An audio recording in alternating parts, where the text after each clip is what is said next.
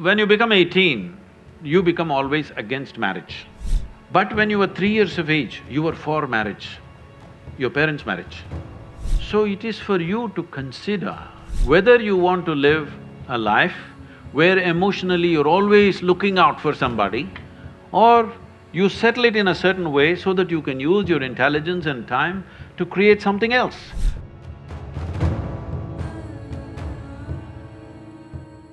I had this belief, or in fact, maybe I was made to believe this whole concept of one life, one partner. But now, when I see or observe, the whole monogamous relationships do not seem to be existing anymore. The whole idea of it is gone.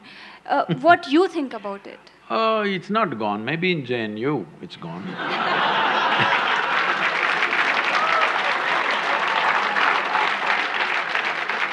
In the rest of the world, it's not really gone.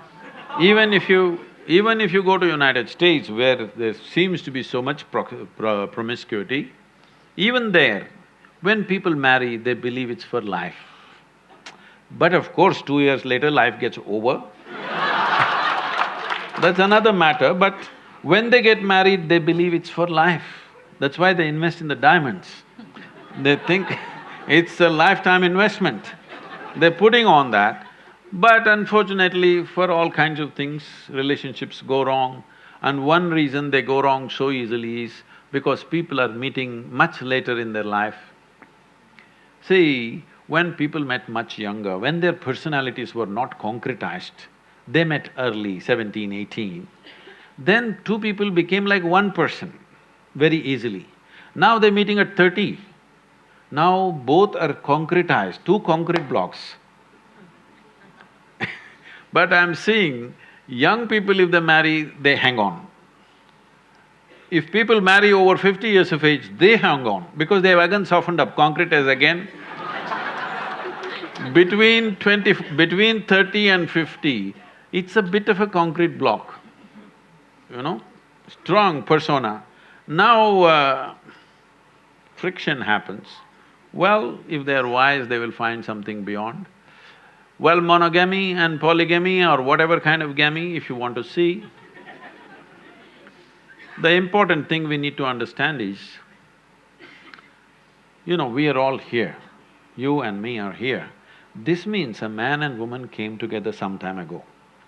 Maybe you think their parents, they don't love, they don't do sex, they don't do anything.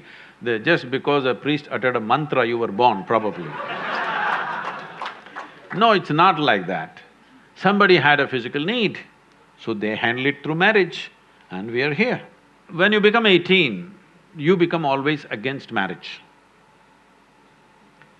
But when you were 3 years of age, you were for marriage, your parents' marriage. When you were 3 years of age, were you not glad your parents had a stable marriage? Hello? Yes. When you're 18, you think of free sex and no marriage and everything. But once again, if you become 50, 55, then you will look for a relationship that lasts.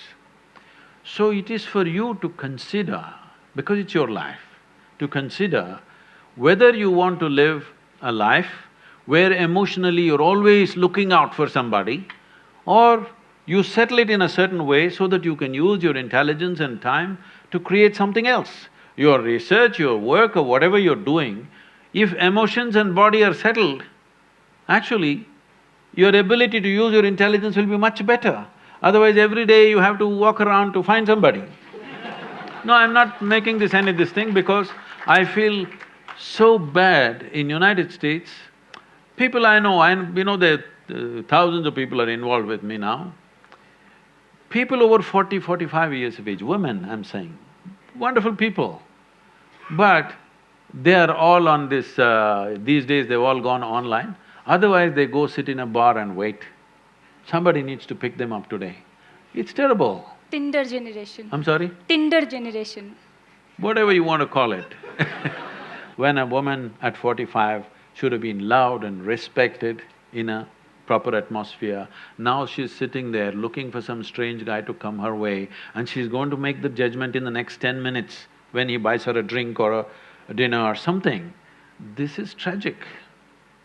This doesn't mean everybody will go that way, but you must think of the larger well-being. Before you break a social structure, you must think whether we can replace it with a better structure. At any point in our life, let everybody understand this, whether it's a social structure or a political structure or a psychological setup in the society, whatever, before we break it, we must think through whether we have a better alternative system. Without an alternative system, if you break the existing damn thing that's working reasonably well, then it'll go crazy.